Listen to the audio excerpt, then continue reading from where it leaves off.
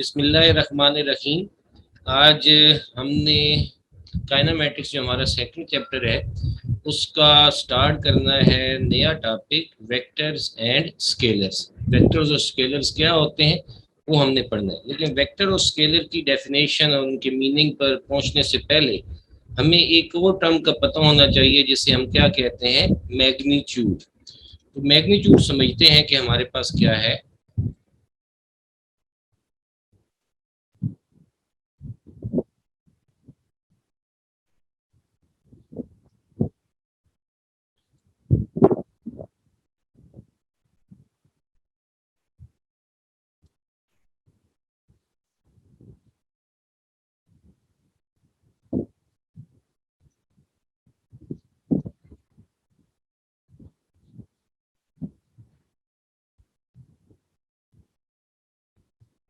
Magnitude, जब आप बाजार जाते हैं और आप फॉर एग्जांपल आप चीनी खरीदते हैं, आप उस दुकानदार को कहते हैं मुझे 2 किलोग्राम चीनी दे दें। आप कहते हैं कि 2 किलोग्राम आपको चीनी दे दें। तो ये जो आपने 2 किलोग्राम बोला है, इसमें दो जो है ये न्यूमेरिक वैल्यू है, नंबर में है वैल्यू, नंबर है एक, न्यूमेरिक वैल्यू है। और किलोग्राम जो आप मैस खरीदना चाह रहे हैं चीनी का, ये उसकी यूनिट है। तो ये दो चीजें मिल के हमारे पास क्या कहलाती हैं, ये हमारे पास मैग्नीट्यूड कहलाती है। ठीक है। इसी तरीके से अगर मैं आप लोगों से पूछूं कि इस वक्त टाइम क्या हुआ है, तो आप मुझे कहेंगे कि 11 hours 26 minutes। तो आपने मुझे क्या बताया है, टाइम की इस वक्त की मैग्नीट्यूड बताई है, उसकी वैल्यू बताई है। इसी तरीके से मेरा बेटा, मैं अगर आपसे ये पूछूं कि आप जिस रूम में बैठे हैं उसकी लेंथ कितनी है या उसकी हाइट कितनी है, आप कहते हैं उसकी हाइट जो है वो 10 फुट है। तो वो 10 जो है वो न्यूमेरिक वैल्यू है और फुट जो है वो हमारे पास क्या है, ये उसकी यूनिट है। तो ये जो 10 फुट आपने बताया, ये हमारे पास हाइट की मैग्नीट्यूड है। तो मैग्नीट्यूड जो है हम ऐसे कह देते हैं, न्यूमेरिक वैल्यू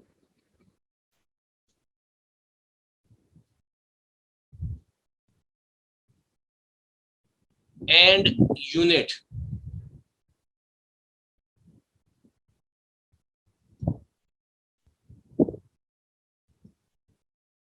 कंबाइनली, इकट्ठे इनको कहा जाए, आर कॉल्ड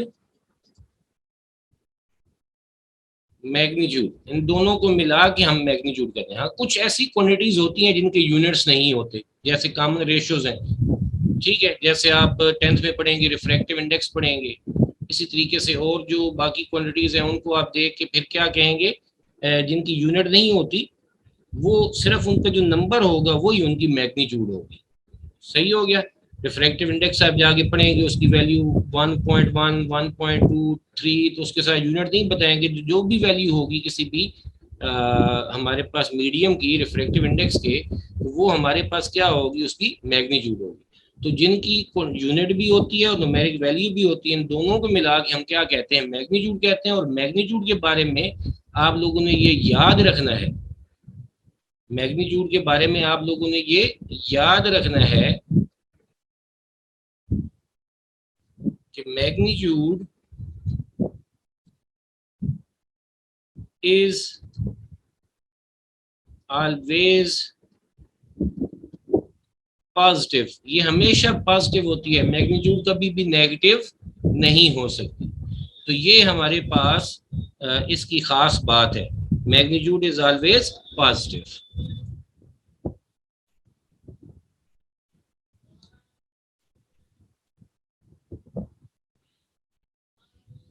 इसे मैं सेव कर लेता हूँ। अब इसके बाद हमारे पास आ जाती है एक नई क्वांटिटी, वेक्टर्स एंड स्केलर्स। अब मैं यहाँ पर आप लोगों को ऐसे बताऊं, अभी आप लोगों से मैं सवाल भी करता हूं।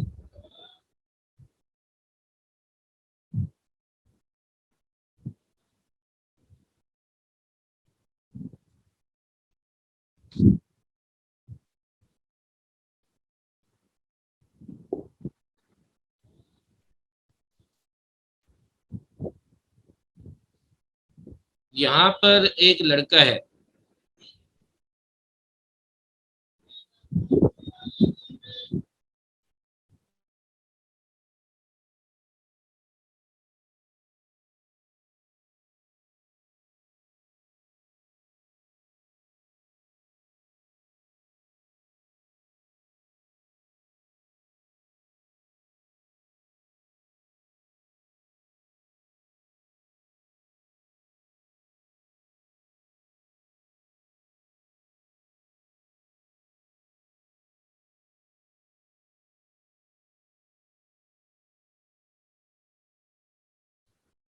ये एक लड़का है जिसको मैं कहता हूँ, मसलन इसका नाम अहमद है, तो मैं कह देता हूँ अहमद टेक 5 स्टेप्स, या टेक 5 स्टेप्स, यानी 5 फुट चले। ठीक है, ये मैं इससे कहता हूँ कि टेक 5 स्टेप्स, और ये लड़का जो है ये इस डायरेक्शन में 5 स्टेप्स लेता है, इस डायरेक्शन में, इन ईस्ट, और यहाँ पर पहुंच जाता है।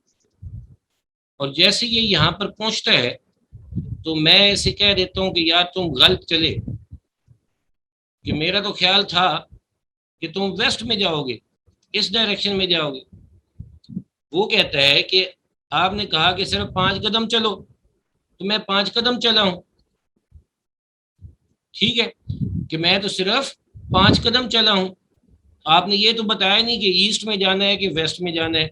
इसका मतलब ये हुआ कि उस लड़के की गलती नहीं है, बल्कि किसकी गलती है? मेरी गलती है कि मैं उसको अच्छे तरीके से अपनी पूरी बात नहीं समझा सका। तो कुछ ऐसी क्वांटिटीज होती हैं जिनके मीनिंग हमें तब समझ आते हैं जब मैं उसकी मैग्नीट्यूड के साथ साथ, जैसे यहाँ पर 5 स्टेप्स बताया तो साथ मुझे डायरेक्शन भी बतानी थी, तो मैग्नीट्यूड के साथ साथ डायरेक्शन की भी जरूरत पड़ती है, तो उनको हम कहते हैं ये वेक्टर क्वांटिटीज हैं। लेकिन कुछ ऐसी क्वांटिटीज, जैसे आप शुगर खरीदने गए, चीनी खरीदने गए, और आपने दुकानदार को कहा कि 5 किलोग्राम चीनी दे दो, तो वो दुकानदार आपको उठा के उसी वक्त वो चीनी शापर में डाल के दे देगा। समझ में आ गई मेरी बात? ठीक है, तो यानी कुछ ऐसी क्वांटिटीज हैं जिसके साथ डायरेक्शन बताने से हमारे पास उल्टा एम्बिग्विटी हो सकती है। मतलब वो क्या आप ये कह रहे हैं खुदा न खास्ता कि 5 किलोग्राम चीनी दे दें ईस्ट से या वेस्ट से, तो उल्टा वो तो परेशानी वाली बात है, वो कहेगा ये कौन पागल आ गए। तो कुछ ऐसी क्वांटिटीज होती हैं जिनके मीनिंग हमें मुकम्मल समझ आ जाते हैं सिर्फ और सिर्फ उनकी वैल्यू बताने से, उनकी मैग्नीट्यूड बताने से। और कुछ ऐसी क्वांटिटीज होती हैं जिनकी मीनिंग हमें तब मुकम्मल तौर पर समझ आते हैं जब मैग्नीट्यूड के साथ साथ हमने क्या बताना हो, डायरेक्शन भी बताना हो। तो जिनमें मैग्नीट्यूड के साथ साथ डायरेक्शन बताएं तो तब उनके मीनिंग समझ आए, तो उनको हम कहते हैं वेक्टर्स। और जिनको हमारे पास मैग्नीट्यूड के साथ साथ डायरेक्शन बताने की जरूरत ना पड़े और डायरेक्शन के बगैर ही सिर्फ मैग्नीट्यूड बताने से ही हमें उनकी समझ आ जाए, तो वो क्या कहलाते हैं? स्केलर्स कहलाते हैं। तो यहीं से मैं अभी आप लोगों को अनम्यूट करता हूँ मेरा बेटा, और आप लोगों का कोई सवाल होगा तो आप लोग मेरे से पूछेंगे। ये स्केलर हो गया और ये वेक्टर हो गया।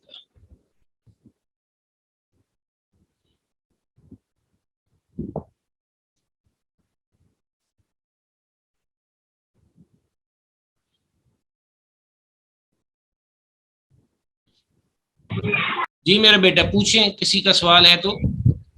सर अपना ये स्केलर एक बार समझा सकते हैं? सर एक बार प्लीज वेक्टर्स हम किस में यूज करेंगे? ये आपने एग्जांपल दिए, ये एक बार फिर रिवाइज कर दें। चलो मेरे बेटा, अब आप माइक अपने म्यूट करें, माइक म्यूट करें, मैं आपको बता दूं जी।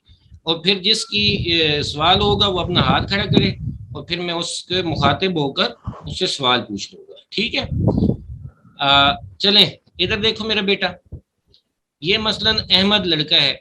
इस अहमद को मैंने ये कहा कि आप 5 कदम चलो, 5 फुट चलो, 5 फुट डिस्टेंस कवर करो।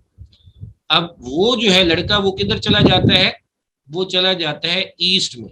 ये मैंने ईस्ट जो डायरेक्शन बताया, यहाँ से चल के वो यहाँ पे आ जाता है। ठीक है, लेकिन जैसे ईस्ट में पहुंचा तो मैंने उसे कहा, ओ लड़के तुमने क्या कर दिया, तुम इधर ईस्ट में क्यों आए? मेरा तो ये जहन में ख्याल था कि तुम वेस्ट में जाओगे। तो उसने कहा कि आप मुझे बता देते तो फिर मैं जाता ना, आपने मुझे पूरी बात ही नहीं बताई। यानी उसके लड़के का कसूर नहीं है, उसको मैंने सिर्फ 5 कदम चलने को कहा, वो ईस्ट में जाता, वेस्ट में जाता, नॉर्थ में जाता, साउथ में जाता, ऊपर सीढ़ियां चढ़ जाता। तो उसने तो वो मेरी बात फॉलो की, लेकिन उसको जब तक मैंने डायरेक्शन नहीं बतानी थी तो उस वक्त तक वो मेरी बात पूरी तरह नहीं समझ सकता था।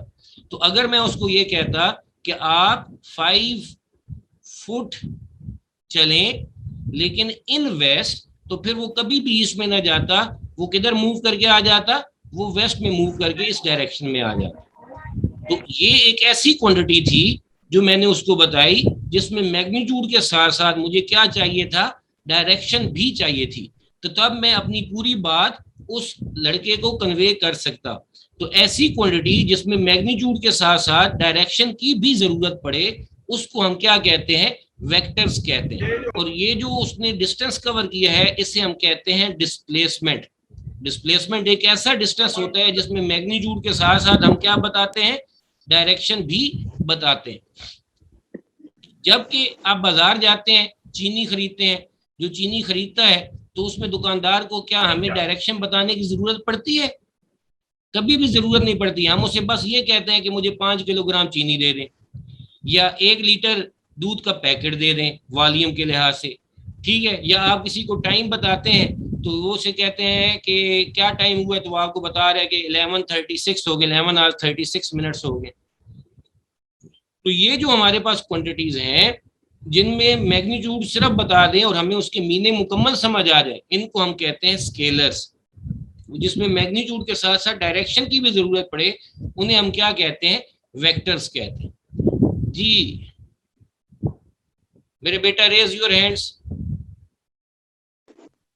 जिसका कोई सवाल है प्लीज पूछें। कि जिन 2 लड़कों ने, मुबश्शिर और काशिफ वारिस। सर जी थोड़ा एक्सप्लेन करके बताएं वेक्टर को और स्केलर को। और मेरा बेटा क्या बताऊं, एक्सप्लेनेशन में आपको क्या समझ नहीं आई वो सवाल करें। सर ये कि वेक्टर बोलते हैं ऐसे में किसे और स्केलर किसे बोलते हैं? अभी मैंने क्या बताया, बोलें वेक्टर किसको कहते हैं, आप बोलें। सर जी वेक्टर आपने तो इधर बंदे को दिखाया, वेक्टर उस बंदे को बोलते हैं, और स्केलर जी जो शुगर जो लेने जा रहे उसे। अच्छा, अब आप मेरी बात सिर्फ सुनेंगे, बाकी माइक ऑफ कर लें, सिर्फ ये मुबश्शिर का माइक ऑन रहे। जी सर। जी मुबश्शिर, ये आप कहाँ पर कमरे में बैठे हुए हैं? जी सर। आपको अगर मैं ये कहूँ कि आप 5 कदम चलें, तो आप किसी एक डायरेक्शन में चलेंगे? वो खुद ही बढ़ चढ़ के बोल रहे। जी सर, किसी एक ही डायरेक्शन में। आप मुझे सिर्फ ये बता दें कि आप जिस डायरेक्शन में जाएंगे वो कौन सी डायरेक्शन में आपने चूज किया है जाना? सर ईस्ट में। लेकिन मेरे ध्यान में ये हो कि नहीं, ये तो लड़का ईस्ट में नहीं जाएगा, किधर जाएगा, वेस्ट में जाएगा। वेस्ट में। तो इसका क्या मतलब हो गया कि मेरे जहन के मुताबिक, जो मेरा ख्याल था उसके मुताबिक आप सही डायरेक्शन में गए हैं या गलत डायरेक्शन में? गलत डायरेक्शन। इसका ये मतलब हो गया कि आपका कसूर है या मेरा कसूर है? आपका। क्यों मेरा कसूर है? क्योंकि मैंने आपको अपनी बात पूरी तरह डायरेक्शन आपको मैंने अपनी पूरी बात नहीं समझाई, ऐसे ही है? जी सर। जी सर। तो ऐसी क्वांटिटी जिसमें आपको अपनी बात समझाने के लिए मुझे मैग्नीट्यूड के साथ साथ, वैल्यू के साथ साथ क्या बतानी पड़े, डायरेक्शन बतानी पड़े, डायरेक्शन, वो कहलाती हैं वेक्टर्स। जिसमें एक ये मैंने बता दी, अभी जो हमने ये फासला तय किया, इसे डिस्प्लेसमेंट कहते हैं। फिर आप इसी चैप्टर में पढ़ेंगे वेलोसिटी, फिर आप पढ़ेंगे एक्सेलरेशन, फिर अगले चैप्टर में हम पढ़ेंगे फोर्स। अब मैं आपसे ये कहता हूँ कि हाँ भाई इस टेबल को हमने घसीटना है, ठीक है, तो वो फोर्स लगाओ 10 न्यूटन की। लेकिन मैं ये ना बताऊं कि घसीट के किस तरफ लेके जाना है, तो आप उसे दीवार पे दे मारे, ठीक है, तो फिर आप क्या कहेंगे, आपको तो पूरी बात समझ नहीं आई होगी। तो कहीं ऐसी क्वांटिटीज है उसमें मैग्नीट्यूड के साथ साथ डायरेक्शन नहीं बताएंगे, तो उसकी जो फायदा होना है वो फायदे की बजाय नुकसान हो सकता है। समझ में? ऐसी जो क्वांटिटीज होती हैं उन्हें हम क्या कहते हैं, वेक्टर्स कहते हैं। वेक्टर। अच्छा, अब मुझे जी एक सर। बात बताओ कि आप के जी दीवार की हाइट कितनी है? सर, अभी तो मुझे नहीं पता। अंदाजा, ऐसे रफ रफ नहीं पता? अंदाजा से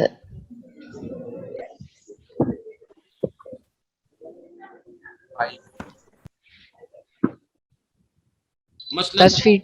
10 फुट कर लें। अब 10 फुट जी हाइट, सर। हाइट जब मैंने आपसे पूछी है 10 फुट, तो पूरी दुनिया जहां को पता है कि हाइट क्या होती है, ग्राउंड से लेकर ऊपर छत तक होनी है ऊपर कमरे तक। की।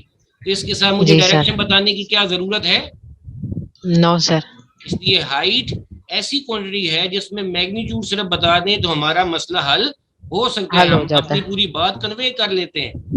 ठीक है, उनको जी हम क्या सर। जी। कहते हैं? स्केलर्स कहते हैं। वेक्टर ऐसी क्वांटिटी स्केलर्स जिसके कहते साथ हैं। सिर्फ मैग्नीट्यूड बता दें और हमें पूरे उसकी मीनिंग समझ आ जाए तो वो क्या कहलाता है? स्केलर कहलाता स्केलर है। कहते हैं। अच्छा, मुझे जरा ये बताओ, क्लास क्लास को स्टार्ट हुए कितना टाइम हो गया है? सामने टाइम आ रहा होगा आपके।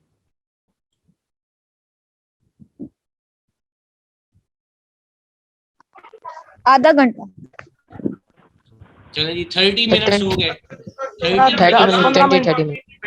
15 मिनट। चलें, जितना भी टाइम हो गया, हम इस पे फोकस पे तो बहस नहीं कर रहे ना मेरे बेटा, हम बात समझना चाह रहे हैं। अब 30 मिनट्स अगर हो गए क्लास को स्टार्ट हुए, तो मुझे एक बात बताएं, क्या मुझे इसके साथ डायरेक्शन आपको बताने की जरूरत है कि 30 मिनट्स इन ईस्ट हो गया, सर एक 30 मिनट दफा इन नॉर्थ हो गया? ऐसे तो बताने की जरूरत नहीं है, आपको सिर्फ 30 मिनट बताने से ही पूरी बात नो। क्लियर हो गई है कि क्लास को स्टार्ट हुए इतना टाइम हो गया। क्लियर होगी बात? जी सर। तो ऐसी क्वांटिटी जिसके स्केलर। साथ हमें डायरेक्शन बताने की जरूरत ना पड़े, सिर्फ वैल्यू बताने से ही हमारा मसला हल हो जाए, उन्हें हम क्या कहते हैं? स्केलर। स्केलर्स कहते हैं। टाइम भी फिर कौन सी क्वांटिटी है? स्केलर क्वांटिटी है। स्केलर। मैथ जी भी सर। स्केलर क्वांटिटी होगी। क्लियर होगी सबको बात? जी। यस अच्छा, सर। चलें। Yes sir. सर हो यस सर गई। होगी। चलें, अब मैं इनकी डेफिनेशंस लिख रहा हूं।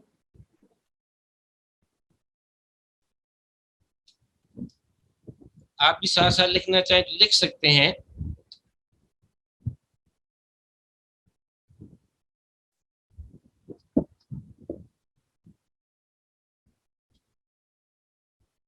These are, स्केलर्स की डेफिनेशन है, these are such physical quantities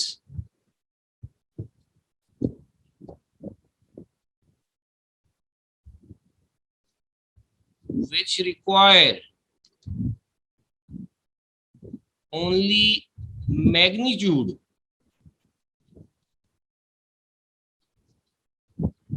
for their complete understanding। जिनको मुकम्मल तौर पर समझने के लिए सिर्फ और सिर्फ हमें क्या चाहिए? मैग्नीट्यूड चाहिए। वो हमारे पास क्या है? स्केलर्स हैं। इसकी एग्जांपल्स क्या हैं? अभी आप लोगों को डिस्कस हुआ, एक तो मैस हो गया, टाइम हो गया, एरिया हो गया, हाइट हो गया। एरिया और हाइट को मल्टीप्लाई करें तो वॉल्यूम बन जाएगा। डेंसिटी हो गई, डिस्टेंस हो गया, हाइट भी डिस्टेंस ही है, और स्पीड हो गई, प्रेशर हो गया, वर्क हो गया, पावर हो गई, ढेरों है एक्स्ट्रा। ठीक है, तो ये हमारे पास हो गई स्केलर्स। वेक्टर्स क्या होते हैं?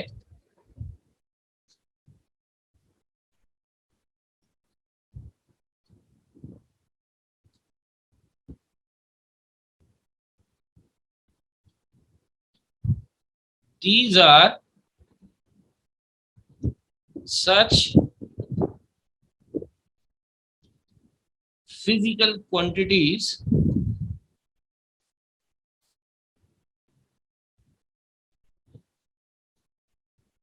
which require magnitude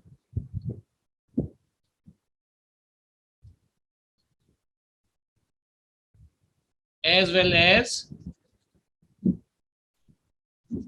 direction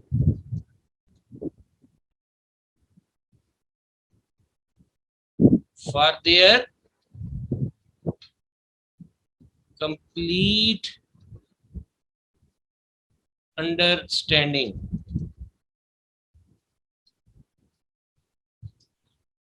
For example,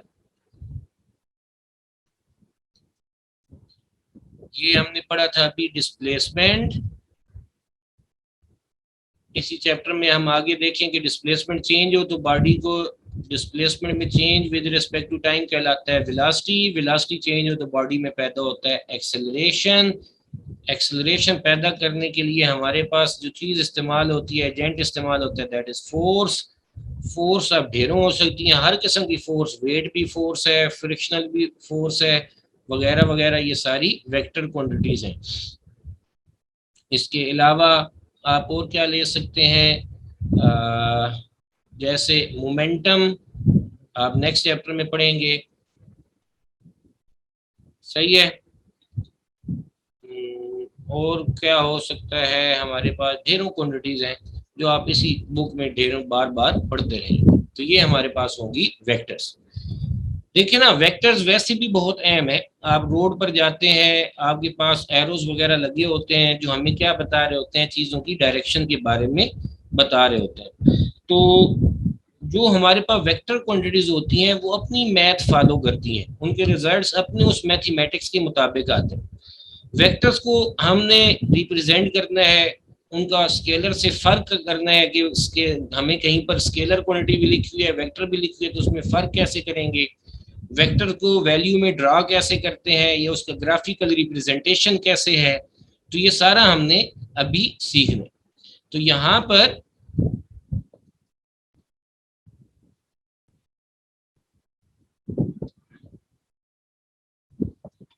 अभी हम कर रहे हैं वेक्टर रिप्रेजेंटेशन।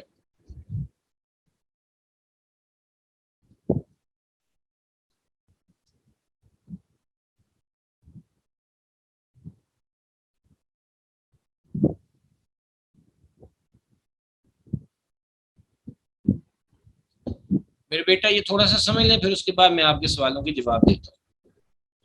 वेक्टर रिप्रेजेंटेशन में सबसे पहले है उसकी सिंबॉलिक रिप्रेजेंटेशन, यानी वेक्टर का सिंबल कैसे होता है।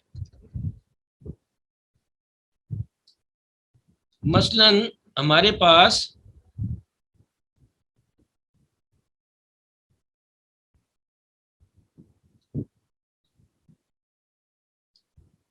फोर्स, आप लोगों को पता है कि force is a vector quantity. तो अगर कहीं पर फोर्स है, अगर वेक्टर क्वांटिटी लिखी होगी, ठीक है, तो हम उसका क्या करते हैं, इधर देखें, उसको बोल्ड फेस लेटर में नहीं, पहले क्या करते हैं मैं ऐसे बता देता हूँ, उसे मोटा करके हम लिखते हैं। ठीक है, आपके कंप्यूटर में तो वो कंट्रोल बी का बटन प्रेस करें तो वो बोल्ड हो जाती है चीज, तो आप अपने पेंसिल से करेंगे तो वो आपने क्या करना है, उसे बोल्ड फेस लेटर में लिखना है। जहां पर भी कोई भी लेटर बोल्ड फेस लेटर में लिखा हुआ है, मोटा सा लिखा हुआ है, तो इसका मतलब है दैट इज वेक्टर। दूसरा तरीकाकार क्या है कि अगर वो बोल्ड फेस में आप नहीं लिखना चाहते, जैसे आमतौर पर मैं करूंगा या आप लोग अपनी कॉपी में करेंगे, हर वक्त तो मार्कर लेकर उसे बोल्ड नहीं करना ना, ये उसके ऊपर पेंसिल फेरते तो नहीं रहना। तो दूसरा तरीका जो आसान वाला ये है कि वेक्टर के सिंबल को रिप्रेजेंट करने के लिए हम वेक्टर के सिंबल के ऊपर लाइट लाइट से रेगुलर लिख के उसके ऊपर एरो लगा देते हैं। We place arrow.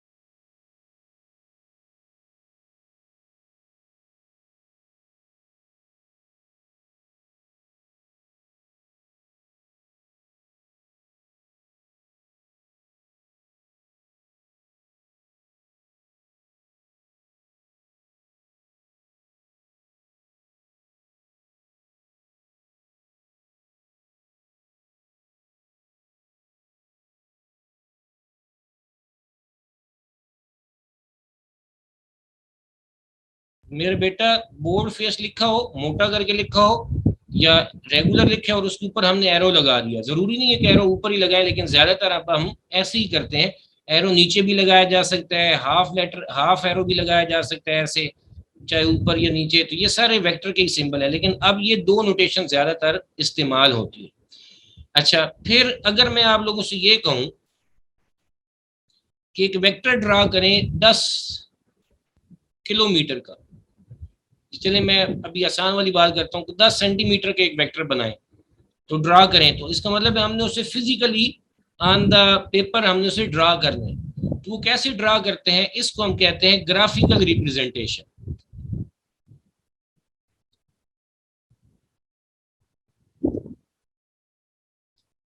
Graphical representation कैसे होती है,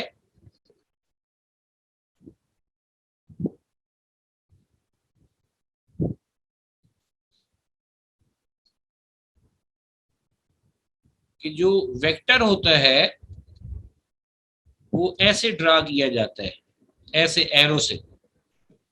इसमें ये जो मेरा बेटा एरो हेड होता है, ये वेक्टर की डायरेक्शन बताता है। Arrow head gives us direction, जिस भी डायरेक्शन, ईस्ट में, वेस्ट में, जिस डायरेक्शन में वो वेक्टर जा रहा है। जैसे सुबह मैंने कहा 5 फुट इन ईस्ट या इन वेस्ट, तो ये एरो हेड हमें ईस्ट डायरेक्शन बता रहा है। इसी तरीके से ये जो इसकी टेल है, एरो हेड से पीछे से लेकर यहां से लेकर यहां तक जहां पर ये खत्म हो रहा है, ये क्या है, टेल ऑफ द वेक्टर।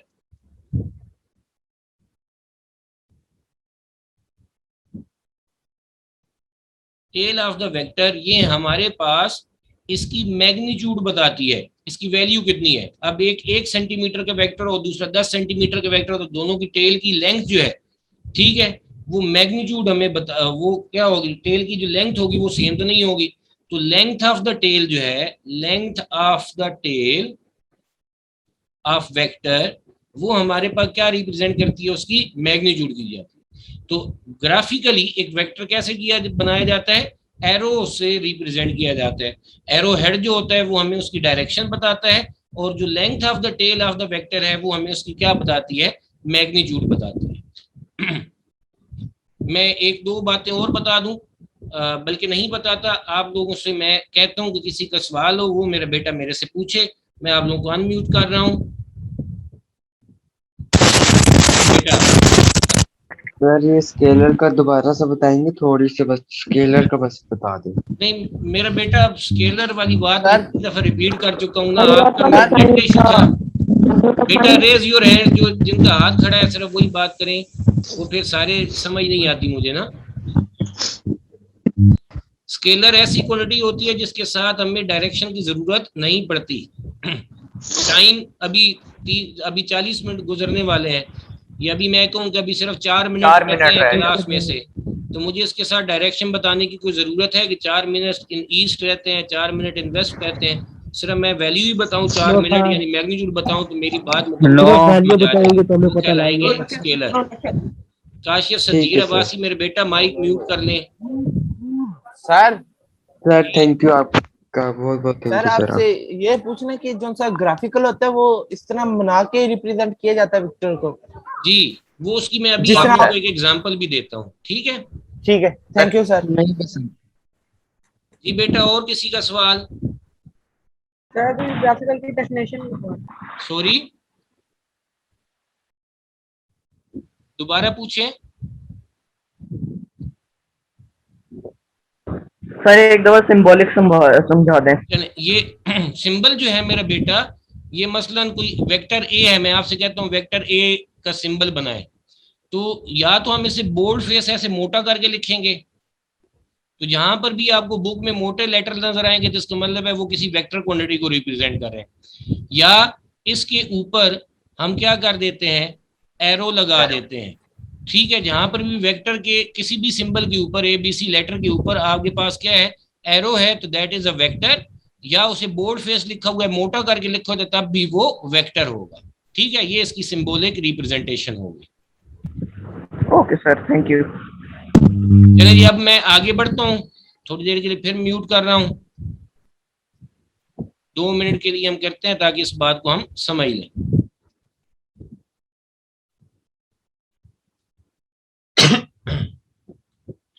मेरे बेटा एक चीज होती है, बड़े गौर से समझिएगा, टाइम बहुत शॉर्ट हो गया। एक होती है डायरेक्शन मैप।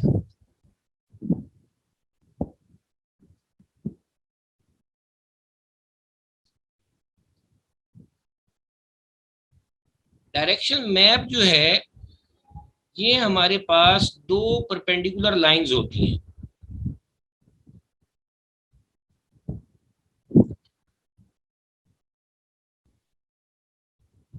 ऐसे। इसमें मेरे बेटा सामने जो आपके बिल्कुल होगा, ये हमेशा क्या होगा, नॉर्थ होगा, राइट साइड पर ईस्ट होगा, लेफ्ट साइड पर वेस्ट होगा, और नीचे हमेशा क्या होगा, साउथ होगा। ये जो न्यूज लेटर है ये वो बन जाता है न्यूज, ठीक है। और न्यूज होता भी यही है, नॉर्थ ईस्ट वेस्ट साउथ। ये हमेशा आपने यही रहना, चाहे आपका मुंह जिधर मर्जी हो, आप कॉपी पे ये जब बना रहे होंगे तो आपके सामने हमेशा क्या होगा, नॉर्थ, आपके राइट साइड पर ईस्ट, लेफ्ट साइड पर वेस्ट, और राइट साइड पर साउथ। अब रफली अगर मुझे मैप बनाना तो नहीं आता, अगर मैं ऐसे बनाऊं, पाकिस्तान का ऐसे मैप है,